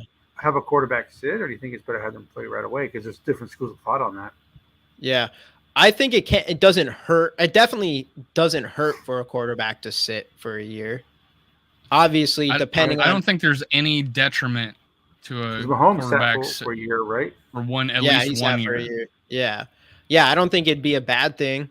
I do think it can be bad to start right away, potentially, especially from like a confidence. I think there's more risk in starting right away than there is about sitting. Because that's what killed Ponder, because Ponder was supposed to sit for a couple of years while McNabb played. And then he was supposed to replace McNabb, but McNabb was so bad. Who thought McNabb would be so bad? He forced Ponder to play, so he ruined 2 careers, his and Ponder's. So that point, I think Ponder just wasn't good enough. Well, I know. I'm just saying. Yeah. Right. But Derek Carr, not Derek Carr, but David Carr. You know, he was supposed to be all worldly, right? But he had to really run for his life. Right. Yeah. So there is point. It depends. Obviously, where the quarterback set up. I do think. And then every quarterback in Cleveland history. Herbert started right, or did Herbert sit behind? Josh Allen started right away. He wasn't very good until year 3. But you look at Rodgers. He's won 6 games when he finally got to start, but he sat 3 years. Yeah. You know. And then Mahomes sat 1 year. You know, depending on, obviously, if you go get one of these top guys, you don't really get that choice as much because you're expected. Like Caleb Williams, it'd be crazy to think that he wouldn't, if he gets picked number 1, he wouldn't. If you get that type of talent and he's like, holy shit, and you know you're seeing him, and I obviously think everybody thinks like he's going to be that guy, then I could see a guy like that taking over day 1. Successful. Yeah. They could, but you could even argue that even if they sat for a year, could be good. But you could not tell me Bryce Young should start year 1. You would never been able to convince me that Bryce Young could have started year 1. Yeah, I probably would have told you.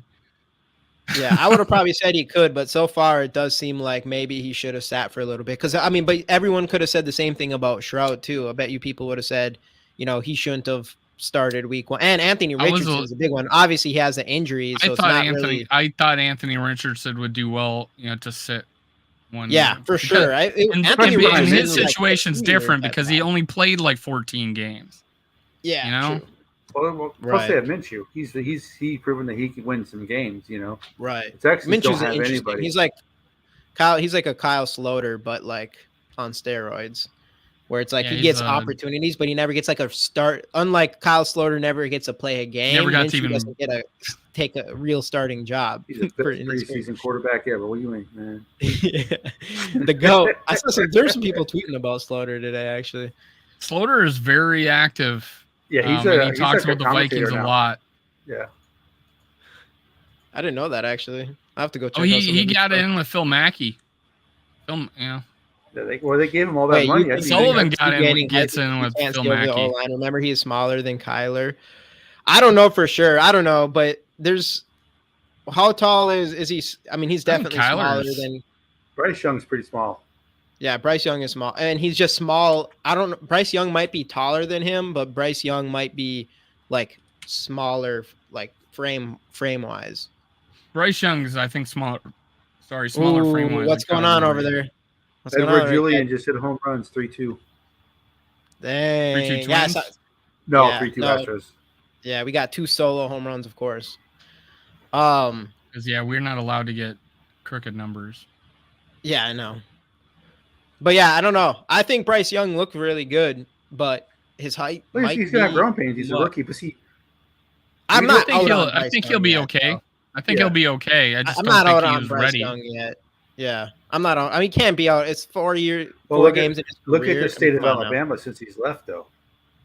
Kyler Murray is 5'7". They're trapped. But he's Bama's he's a kind little of, he's a little. Oh, thick, here it though. says he's 5'10", but what the hell? What's his weight though? He's pretty thick. he's like 190. Oh, I'm saying that he's Bryce Young or physically Kyler? more.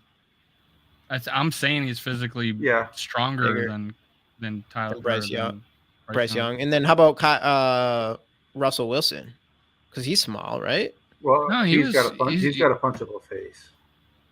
He had Russell he had Wilson strong seems kind of. Do you see what Marshawn Lynch said? He's like, Marshawn Lynch says he doesn't have his number or anything like that, and that Russell Wilson, like, he's not like friends with Russell Wilson. I don't know. It sounds like Russell Wilson kind of is just a loner. And like the reason I started disliking Russell Wilson was that when he was a free agent with Seattle, and him and Guerra, like at 3:00 in the morning, put out that thing on social media saying, "City of Seattle, you can sleep comfortably now. You no longer have to worry. I'm staying in Seattle." Like a guy who works a 9-to-5 job, who works at that fish place, is really worried about you resetting your contract, losing sleep over that. Just the arrogance. Yeah, he seems to be. He's. I think he's. I mean, I want Justin Jefferson to sign his contract, but I'm not. I want Justin Jefferson to re-sign a contract, but my life doesn't revolve around him signing it. I don't lose any sleep over it. Right. I moved on. Like Diggs get a trade. I was like, see ya. Percy Harvin gone. See ya. I'm like, next guy. Well, you told Percy. Yeah. God, Percy was fun to watch. I know. Oh, he's the amazing. Little bits we got to do. I know. Jesus. Rookie year is 2009. Relson is 5'10", but he is like 220. He's built like a running back. Bryce is built like a high schooler, just like Blackman and Addison. Yeah, but what about Addison, bro? I mean, how long are you gonna hold on your little thing with Addison before you decide to just let Addison be good? He thinks he had Addison as not being too good because he's too small. But then, so every single week so far, anytime Mateo's in here, I ask him, where you at with Addison now? Because obviously it doesn't, like, even for like you can reach on his blocking, but I mean he's beating people deep. He's breaking through tackles. He's slipping through tackles. He's staying on his feet. He's catching balls in traffic. He's not really doing. I mean, I think at this point we'll find out now for sure with JJ gone. But Tyreek Hill's 5'10", 190 pounds. Like, which is still bigger than Addison, but that's still not that big. And he's one of the best bigger than Addison. Did you see the Dolphins? And shorter and 10 pounds heavier. And Devonta Smith is only proven more and more. He's looking like a stud too. The Dolphins were having competition about who can run the fastest in a game. So that running back ran 28.5 miles an hour. So Tyreek Hill did 29 on the next play. I don't know about 28, 29. Really? That's what Fox said, like their next gen graphics when they put the time on the player. That's what they came up with. Dang. Yeah, dude, they're so fast. Addison is built like Taylor Swift. My issue with Addison has always been his size more than anything. Tyreek is also a track star. While Addison ran a 4.5. Yeah, but Jordan Addison has what? He has two like obviously he runs way faster than what his 40 combine was. I mean, anybody who watches the Vikings can see that Addison is way faster football than speed that. And Addison has football speed. Pickett was interviewed. Pickett was interviewed, and he said, "I would, we always talk about playing together, and this is from I don't hear Caleb Williams. Maybe you guys do talking about Jordan Addison because when he was with Pickett, he had 1,500 yards, won Blitnikoff Award. He was with Caleb Williams, he got 850.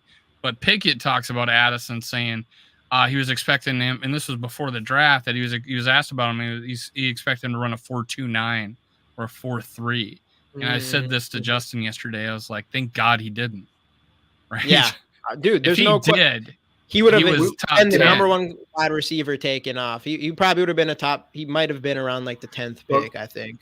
Caleb also had more weapons at Southern Cal. And Addison had a nagging injury. He was actually doing really well. I'm just talking about what Pickett thought of him. I'm not right.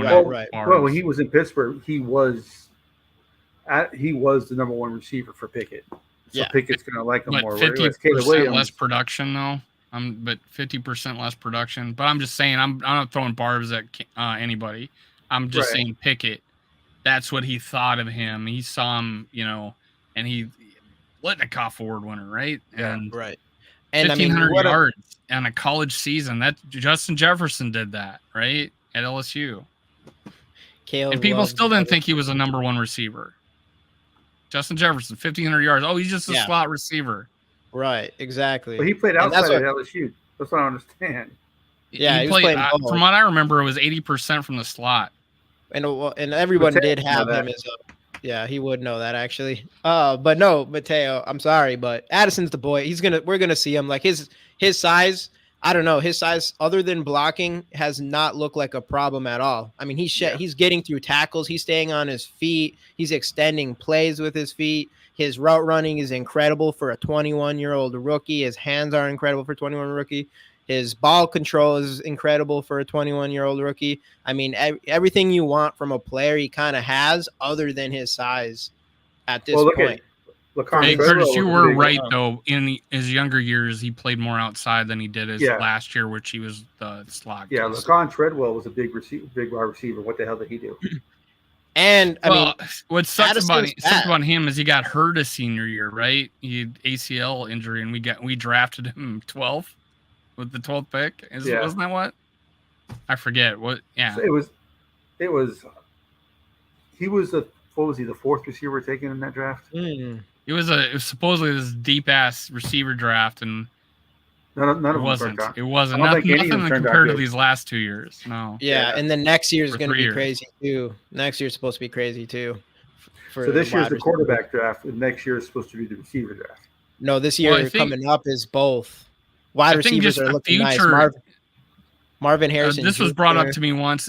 Just the future in general, because what are you seeing on the internet? 7-on-7 leagues. These linemen aren't being taught anything, and everything is geared around that's all why these the linemen camps are not 7-on-7 leagues.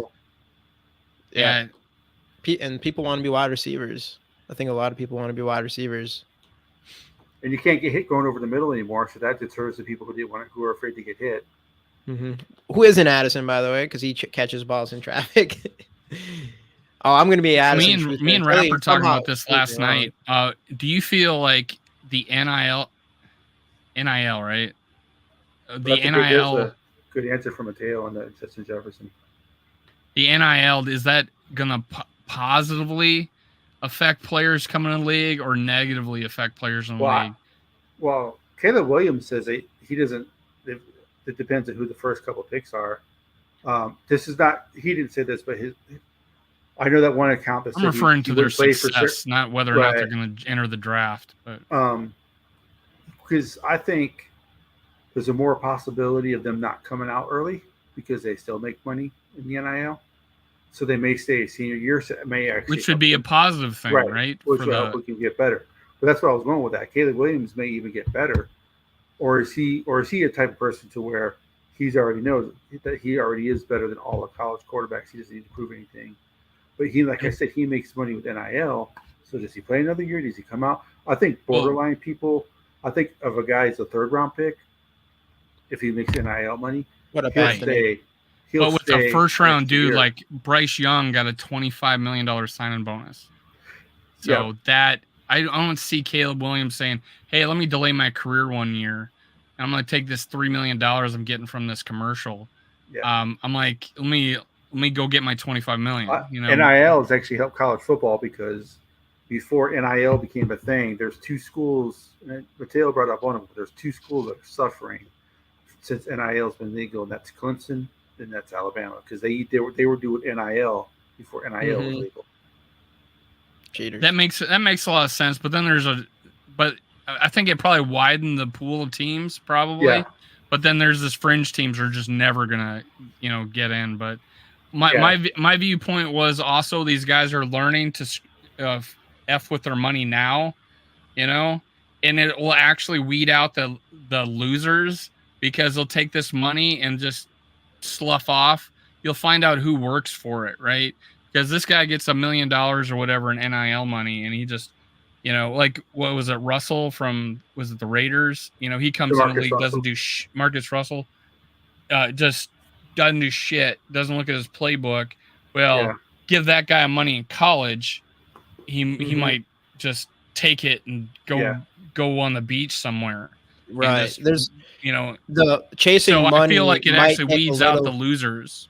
Or like some of the people who are more motivated by money than they are to actually like love to play football or be great at football. Right. potentially. I guess that's the point. was That's Matt exactly Khalil's the problem. point I'm making. Yeah, That was Matt, exactly. That was Matt Khalil's problem. He didn't love Seems football. like that's Joe Burrow's problem now. Gets paid, now he sucks. Well, he can You might say that about a certain Indianapolis Colts, quarterback. Running back or quarterback. I don't think Running he back was in smart. love with football. I think what Jonathan Taylor did was smart. But which quarterback were you talking about? Andrew Luck. Well, Andrew Luck. Andrew There Luck, was yeah. talk about him saying he's too smart. He has so much opportunities elsewhere. There's a risk of him, and obviously he was injured, right? Well, Yeah. But there's been quarterbacks that have had injuries and stayed and got better, and we had a perfect example in Pittsburgh, right? He was getting hurt all the time. He stuck it out. He kept going. But I'm not going to fault Agreed. anybody for quitting. Agreed, Sarah. But that was a thought on Andrew Luck coming into the league because he was so smart. He had so much opportunity to do something else that may have been a risk. And at Robert Smith, he was about to be bank, but he wanted to go become a doctor. Never did, but he wanted to go become a doctor. He was a free agent coming off of a 1,500 or 1,800 yard combined season, passing, receiving and running, and he's a free agent. He could have wrote his check. He quits to become a doctor, right? Yeah, it is crazy. But I mean, like with the Andrew Luck situation, like, yeah, it makes sense if you want to go do something else. I mean, he's made his money. He wants his health. I have no problem. Right. with I don't that. blame anybody. Even He has that ability. Right. Other people don't. Obviously, I don't blame anybody for wanting to work their ass off, get the bag, and be like, "All right, I'm good." But I don't. And we were obviously, seeing that. as for fans, we don't want. As fans, we want The ones that linebacker are for here to Carolina. They want to be great. What was the linebacker for Luke- Carolina that Luke was Kuechly? awesome? And Luke Yeah. Kuechly. Luke Kuechly. Yeah. Ugh. Concussions I got never said him. What? Concussions is the reason he retired. Oh, concussions. Well, a lot of Again, it is. It's one of those injuries. It's a lot. Some of these players, it is like the injuries where you're just like, well, I'm 30 years old and I have need to made make money. I need Do to make keep- life decisions here, and Especially I against will the Seahawks. never Patrick say Willis, anything the against same it. thing. Yeah. TJ Hawkinson will have a big game on Sunday and remind everybody why he is one of the top tight ends in the football. He just has I had a said few that bad last games, week. but I ain't worried. He's got to He catch just the needs ball. that's it. That's the I thing. It's said that worrying. last- It's a little bit Cousins said worrisome. that Cousins keeps hitting him in the wrong spot, his hands. Yeah. Right. Well, and people might have say, and he blamed himself for throwing a lot of high balls, but two of those drops that I know of TJ, there was a defender in front of him. He had to throw it high. He had to throw it to where he wouldn't get knocked down. But yeah, But it's funny going back to the Andrew Luck thing. The Vikings only have one guy in the front office. He's a football guy, and that's the guy who ended Andrew Luck's career because he refused to draft offensive linemen. awesome. Like a Grigsby. That's why we brought you on, man. Going on nuggets like that. So We're yeah. screwed, everybody. So they're all We're analytic guys in screwed. the front office, except for the one football guy who's Grigsby. He's the guy who's Yeah. the GM at the Colts when Luck was there. So, but he If- did draft if- Luck, so he knows quarterbacks, I guess. You only got two choices: Kwesi or Poles. Right now, what would you rather have right now? Quace. I'm not even. It's not even a. I'm Kwesi right now. Well, obviously, Quasi. I mean, Quasi's my guy. I'm not out on Quasi yet. You got to give him more time. I I'm think just giving. That's me and my I polls. wanted- I do two. Ryan- I give you I two don't- hard I wanted- choices. I I wanted- wanted polls. me. I at the did too, time. but- I didn't know much about. I don't know much about GMs. I like the whole thing with Quasi's thing. The background of Ryan Poles sound good, but of course no one knows like who's gonna be a good GM. When I heard or his not. when I heard his speech, his first speech, I was like, "Oh, I see why we went the other way." We're taking over the NFC North, and we're not going to give it back. As You he's realize reading it you're off the GM the of the paper, Bears, right? As he's reading it off we're gonna take over the North and never give it back because he's reading off his paper. See, I think they got the Bears. The thing with Poles is like they just got so lucky by getting the first overall pick last year, and then being able to use that to go get DJ Moore and the Carolinas' first round pick this year, who's sucking, and the Bears are also sucking. Yeah. So now they could end up having 2 picks in the top 5 if right now they are 1 and 2. So it's like if that happens, like he just got so lucky with getting that one first round pick, set them up big time for the future. More this than is what you need to Bruce do. Jackson You need to made find out. himself. You need to find out who the Jets like at quarterback, who Cleveland likes at quarterback, and the Bears like at quarterback, and don't draft those guys because they've always made the wrong decision every single time. Yeah. And then Well, we actually this would be like our have a history of drafting great quarterbacks. yeah. Well, we just got. Well, that's it's what only I'm saying. Like, that's why we need to cheat like that to find out. Well, it's like pretty much Ponder for us. It's like Ponder. They've only drafted 4 quarterbacks in the history of the franchise in the first round. And then what would be like top 10? How many quarterbacks have we drafted in like the top 10? Was he 12 or was he like no, 12th or 13th or something? 12 or 13. So have we ever drafted a quarterback in the top 10? I don't believe so. So we don't have any bad luck on that yet. So maybe that's just Kramer may have been the only one. Tommy Kramer, he was drafted high. He was definitely a first rounder. Let me find that. So Tommy Kramer. That's what we got it. This year we're going in the top 10. So these are the 4 quarterbacks: Tommy Kramer, Christian Ponder, Dante Culpepper, and Teddy Bridgewater. Yeah. In the whole history of Minnesota Vikings history, those are the only 4 quarterbacks taken in the first round, and Caleb Williams, and 3 of them. So 1 was a total bust. The Vikings have only. So we did the history. We did the vintage show last night. Yes. We did first round picks. The Vikings have only had 5 busts. You would consider true bust in their history of drafting in the first round picks. Yeah. Matt Khalil. So no, Khalil wasn't a bust because he actually had good years. But Troy Williamson, Leo Hayden. Leo Hayden was really bad. Christian Ponder, and then you'd have to say Sheriff Floyd was one. Demetrius Underwood, and then Tony put Lewis in there. Tommy Kramer was 27th overall. Yeah, so Tommy Kramer. So Dante was 11, I think. Kramer was 27. Yes. Ponder was 12, and Bridgewater was 32nd.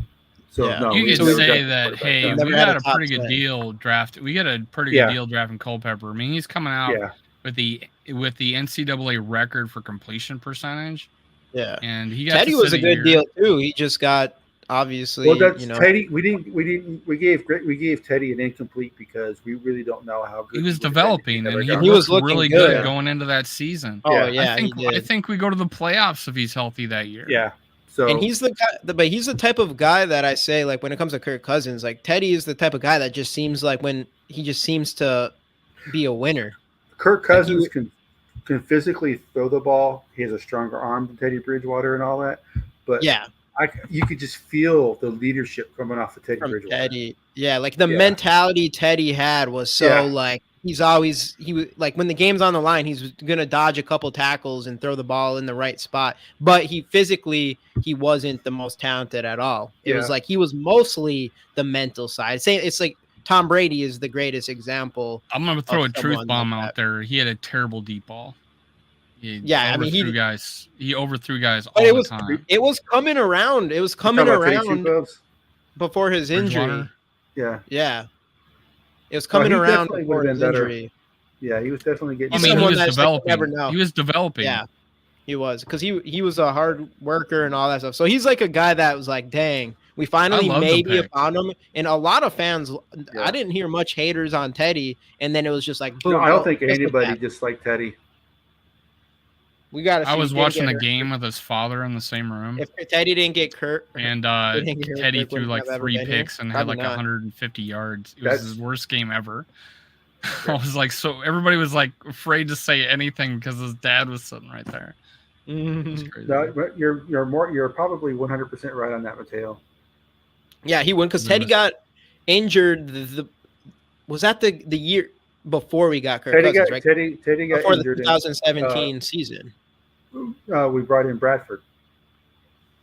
We brought in Bradford in and 2017. Going after the 2017, we had Sloter, Bradford, Keenum, Teddy. All were last year of their contract. They were all free agents. And then we just went and got Kirk Cousins. And then Bradford got hurt in week week 3 or 4, I think it was, and that's when and he was looking good Keenum took actually. over. But yeah, I know that was rough. I think he got hurt week 1. And then He came back and played in the Bears game. and then Cousins came the next season. Mhm. So. Yeah. So yeah, now I was like, sign this Slaughter for a deal. Give me a let me see what he has. That was me at that in 2018. I was like, I'm not paying Keenum $20 million. That's what he got. I wanted Kirk. I wanted Kirk. You can't kill the Vikings for signing Kirk Cousins at the time because he was by far and away the best quarterback that was available. Yeah. And this is the argument I had. Oh, if we just would have kept Keenum, we would have had so much more money. I'm like, we would have saved $8 million because Keenum signed for 20. Yeah. Right. We paid Kirk 28. What would we have gotten? A nice guard, which might have made a difference. It might have made a difference. We had a terrible line, so that might have made a difference. Don't get me wrong. I appreciate everything that Case Keenum did that year. I will always be grateful for Case Keenum for that 1 year. Yeah, right. But look at his career before that year, and look at his career after that year. That is why Keenum is not. You've seen that with people. You know, yes, that's why Keenum is not an option for being dude, for sure, Mateo. And it made his life. It set him for life. $20 million bucks, and then he got benched. He's one of those, like you said earlier, Dave. Like you can be like one quarterback could just have 1 year of their entire career, and that was just Keenum's year. Well, look at Carson Wentz. And Culpepper had 2 of them. And Culpepper had 2 of them. Yeah, exactly. So we all got to get the. Yeah, we need to get all that back. I don't know if people remember the 5-win seasons with Culpepper, but I do. I was so like Culpepper to me, that was like Culpepper was the first quarterback I watched, but I was still so young that I don't have I'm huge. I will reminisce about Culpepper, but if you think our turnover problem was bad this year, holy shit. Dante Culpepper went to the same high school as my 2 cousins who lived in Ocala. Dang. Yeah, I was there when he was starting. I was living in Orlando, and I was about 2 miles from UCS campus. So I got to see all the Vikings because any sports bar they had 2 big screens, and these are picture tube big screens because this is 2001 whatever. They always had one on the Vikings. So everywhere I could go, I would always be able to watch the Vikings. It's pretty cool. I'm gonna go finish this Twins game here. So let's get some entries. Oh, wow. We don't actually have much in here. So anybody in here, get those hashtags, Skols, giving away Justin Jefferson rookie card like we always do.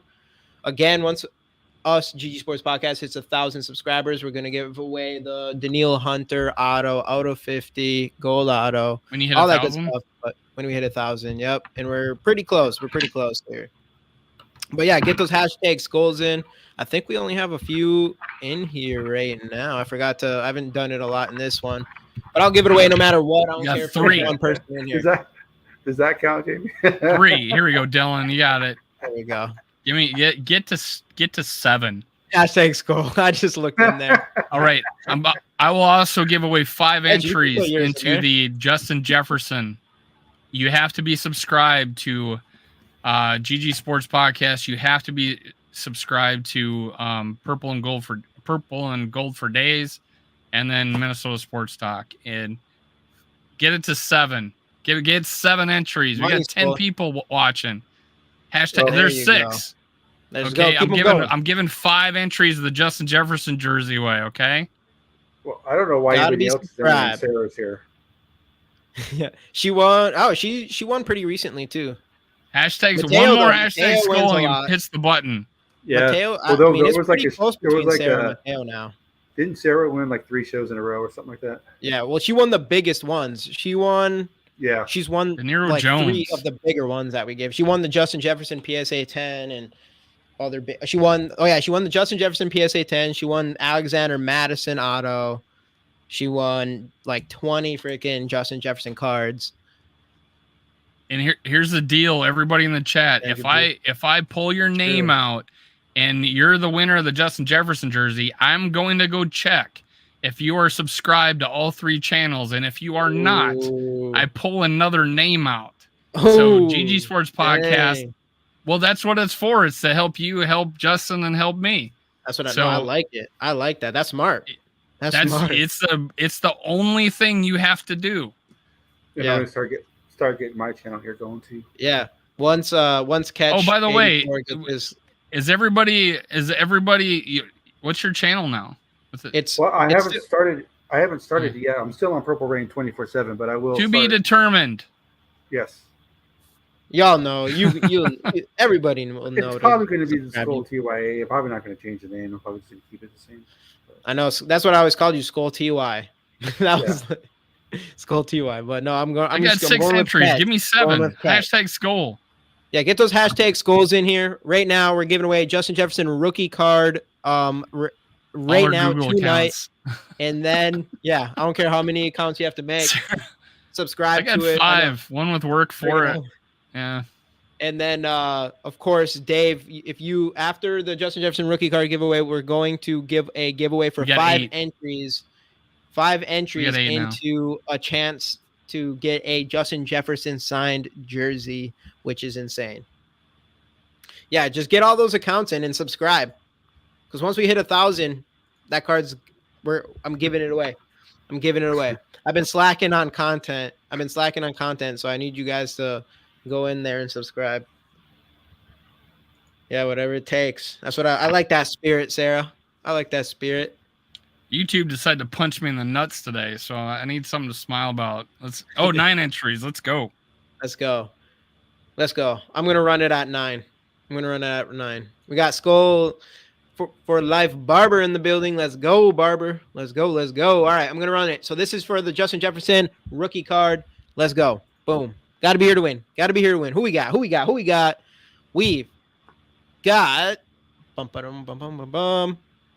boom. De Niro wow. Jones. Let's go. That's a new First time winner, right? Yeah. I believe so. De Niro, you in here? You do have to be in here to win. Otherwise, I don't know how to reach he out. did it recently, so he was one of the latest ones. Yeah, I Let's know. go. He's been joining our chats lately. You got to say go. that you're here, man. However, you don't have to be here for my the next drawing, but For this one, you definitely. this one you do. Definitely have to be. De Niro, say hi. Something. I'll give him a second. Come Let's on, go. De Niro. Let's go. Someone wake De Niro up. What's the Twins game at? 3-2. Still 3-2. Still Top of 3-2 eighth. still. Oh, there he is. There he is. He's in I'm the here. building. Hey, I'm gonna post my my email right here, and then you can just go there and just send me a good address to send that card out to. All right, here's the GG so hit the Sports. button. We got the Justin Jefferson. Now it's when I hit 3,000, but you have to be subscribed to all 3 channels. You guys know that. Yep, all 3 channels. De Niro, my Dave, live is you have the apparently most- mine. No I worries. just now bro. saw you guys in a private go there chat. Oh, hashtag Skol. That's fun. Yeah. Just, Dave, do you have the most subscribers of the group? No, Rap does. Rap by has about the most. 300. By about Oh, okay. 300. We started together. We met when he was at like 430, and I was at 60.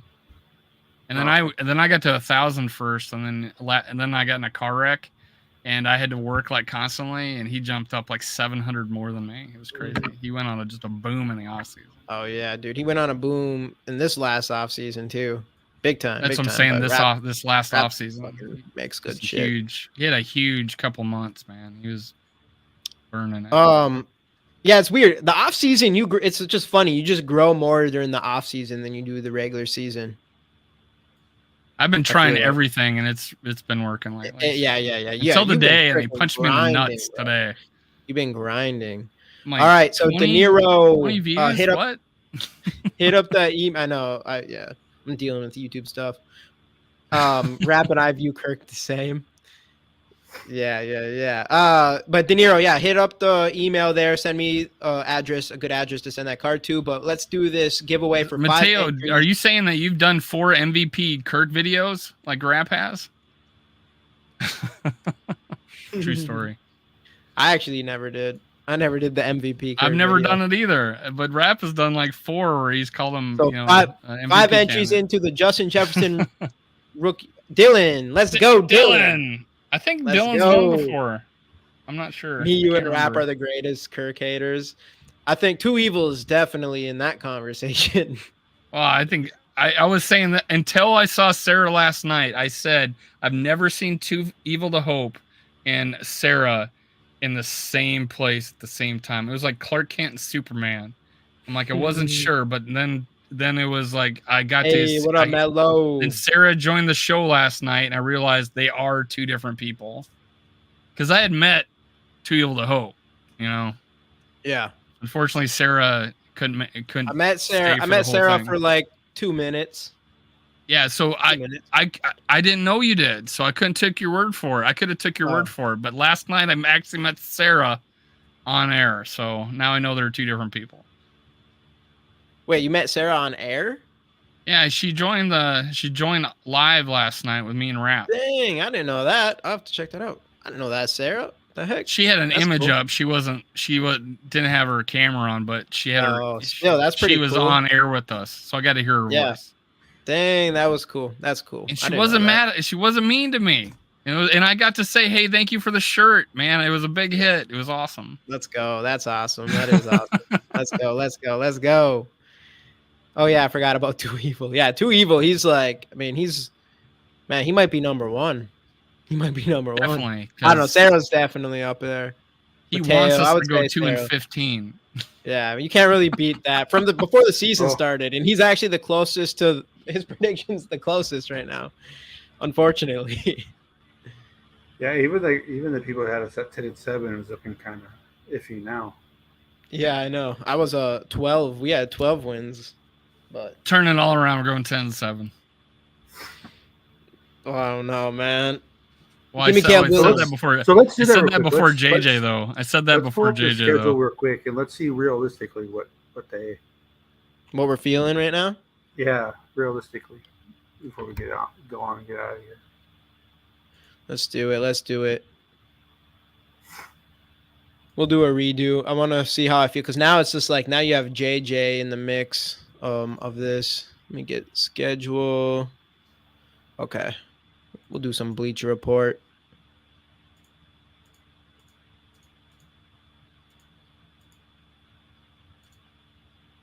David, are me and Mateo gonna get disqualified?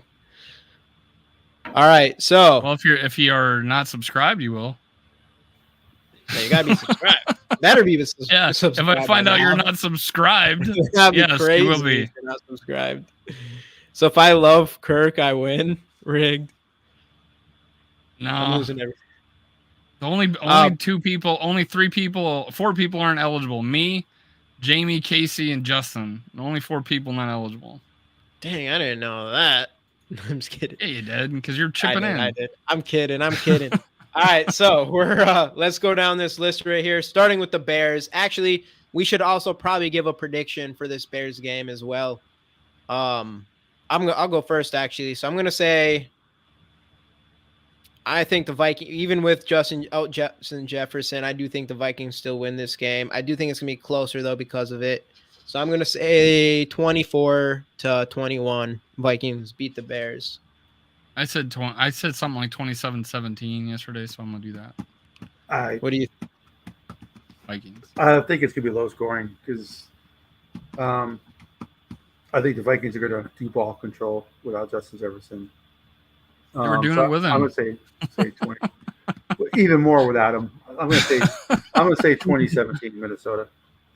All right, 49ers loss. 41-17 49ers. That's a big one. That's a big one. We're beating the Bears twice and the Packers twice, so we have 5 wins. I say the Packers do not look good at all. So no, Jordan Love's not that guy. Yeah, that's one thing we can all be happy about this season. So I'm gonna say they beat Green Bay. Green Bay. I got Green Bay too. I got that. Wait, is this is this away or home? It's in Green Bay. It's in Green Bay. So it's Green Bay. 3-5. Yeah, mollywopped them the other day. So 3-5 Falcons. I say we beat the Falcons. I think they're trash. I don't think they're good. Only Bijan. This would be the last. This would be the last game without Justin Jefferson potentially. Bijan's the only. I'd actually say we lose. I'm going to say we lose against the Packers in that game. But we win. I still think we beat the Packers, but I think we beat the Falcons. So that's what 4-5. 4-5. We lose 5. So 4-6, Beat the Broncos. 5-6, Beat the Bears. So you have us losing the Saints. 6-6. The Yeah. Saints look good, man. The Saints Well, look I'm good just right saying now. because now we've 0-5 at home. Yeah, unfortunately. I mean, Yeah, that's bad, isn't unfortunately.